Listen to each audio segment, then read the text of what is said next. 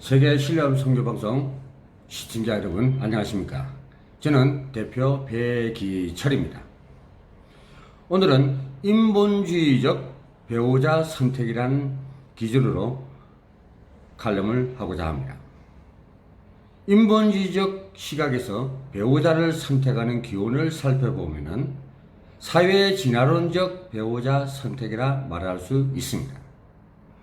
진화론의 핵심인 적자 생존의 원칙 아래 자신의 생존과 행복을 이루기 위한 배우자 선택으로 일맥상통하기 때문입니다.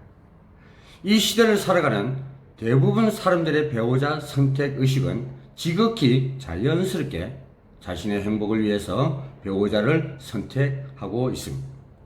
심리학적 시각, 상담학적 시각이 모두 개인의 행복 추구를 위해 발전해 온 학문입니다. 즉, 개인의 행복 추구를 위한 인본주의적 학문 대표적 학문이라고 할 수가 있습니다. 심리학자들의 심리학에서 보면은 인간 삶에 대한 화두는 가장 먼저 자신을 사랑할 수 있어야 상대를 사랑할 수 있다고 강조를 합니다. 자신의 행복을 위해 자신의 동기가 된다고 합니다. 자신이 자신을 사랑하는 동기가 되어 자신을 행복하게 만드는 것입니다. 자신이 행복하지 않으면 남을 행복하게 해줄 수가 없다는 것입니다. 인본주의적 시각에서 배우자를 선택할 때 상대의 가족 배경, 학력, 외모, 능력, 성격, 취미, 성향, 또 건강 등을 살피게 됩니다. 상대가 나의 행복을 위해 어느 정도 만족을 시킬 수 있는 조건을 갖추고 있느냐를 따져보는 것입니다. 나를 만족시켜 줄 수 있는 조건들이 구비되었을 때 나의 배우자감으로 합격되는 것입니다. 현대 대부분의 사람들이 결혼할 배우자를 선택할 때 자신의 만족을 채워줄 수 있고 자신의 삶을 행복하게 해줄 수 있는 조건을 갖춘 자를 찾는 것이 배우자 선택의 기준입니다. 즉, 자기 중심의 행복 조건을 중요하게 여깁니다. 이렇게 만난 부부는 결혼 이후 삶에서 배우자가 자신의 만족을 기대했던 만큼 채워주지 못한다면 상대를 공격하고 비난하고 무시하면서 서로에게 관계에서 갈등이 시작되어 급기야 이혼의 길로 접어듭니다. 심리학과 상담학은 이러한 위기에 처해 있는 부부들로 하여금 상대를 위해 살 수 있도록 도우면서 개인의 행복 추구를 돕는 학문입니다. 그러나 한계의 부딪힘, 관계의 동기가 자신이고 하나님이 배제되었기 때문입니다. 심리학과 상담학이 한계를 벗어나기 위해서는 관계 형성에서 하나님이 동기가 되어 그 관계 형성에 인계를 해야 되는 것입니다. 인본주의적 배우자 관계는 하나님이 배제되어 있어서 남편과 아내 둘만의 관계로 안전하게 정착하기가 어렵습니다. 둘만의 관계는 횡적이요 직선 관계이므로 정착하기가 어렵다는 것입니다. 평면에서 정착할 수 있는 관계는 최소한의 트리오의 관계를 이루어 가야 가능한 것입니다.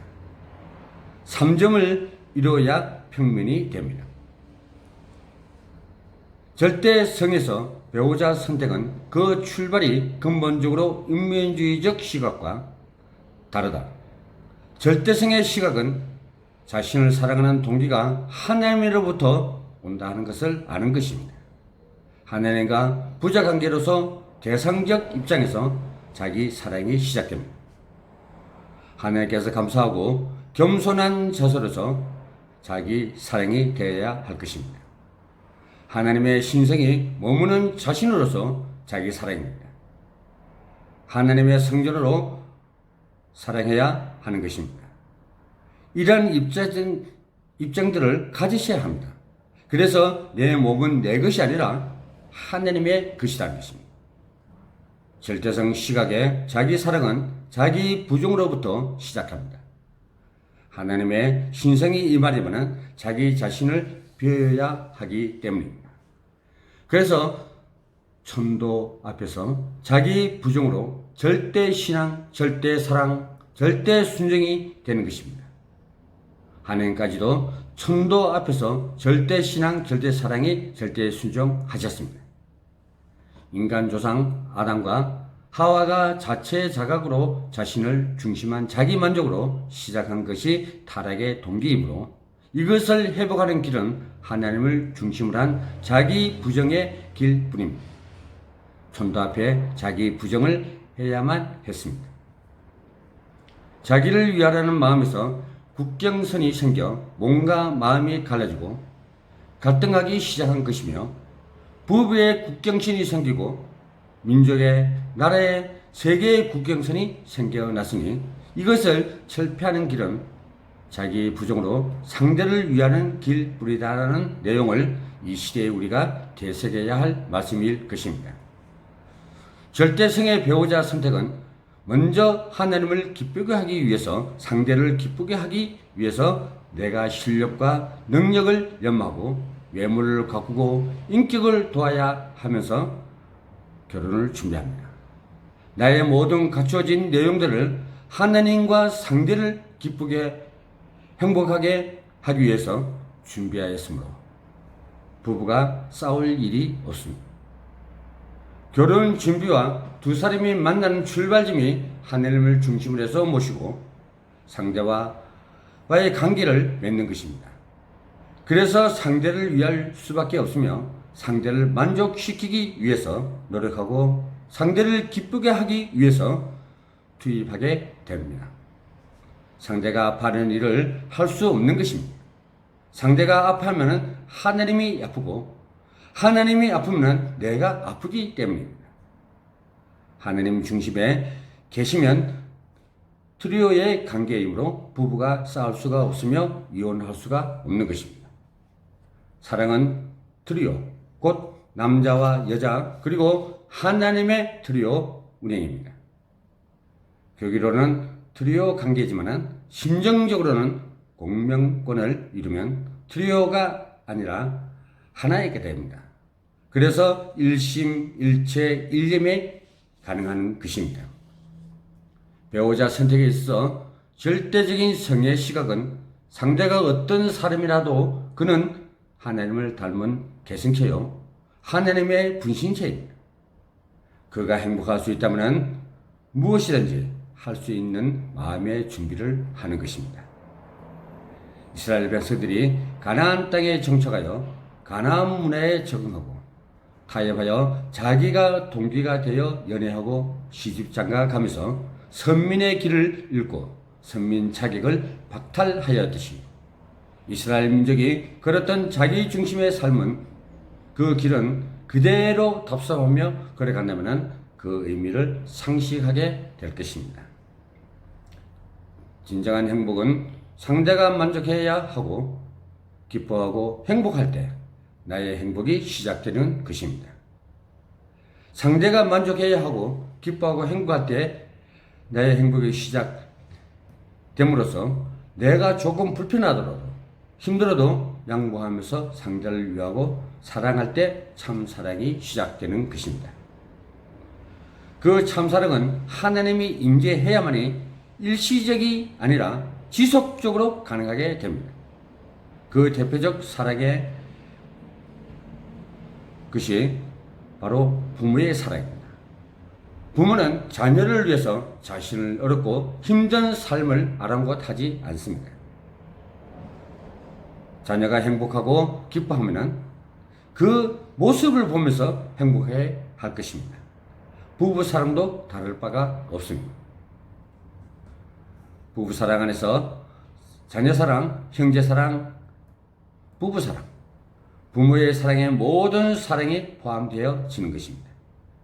부부 사랑은 남편 입장에서 때로는 아내가 딸같이, 친구같이, 아내같이, 엄마같이 느끼게 하는 사랑을 나누는 관계입니다.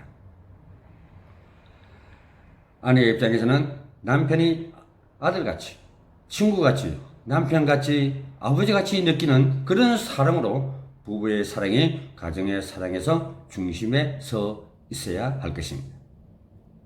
참 사랑이란 그럼에도 불구하고 사랑하는 것입니다. 사랑할 수 없는 대상을 사랑하는 것은 참 사랑이 되는 것입니다. 그래서 우리는 사랑할 수 없는 대상까지도 사랑하는 것이 바로 참 사랑인 것입니다. 내가 좋아하는 조건을 모두 갖춘 대상을 사랑하는 것은 세상 사람 누구나 다 할 수 있는 사랑입니다.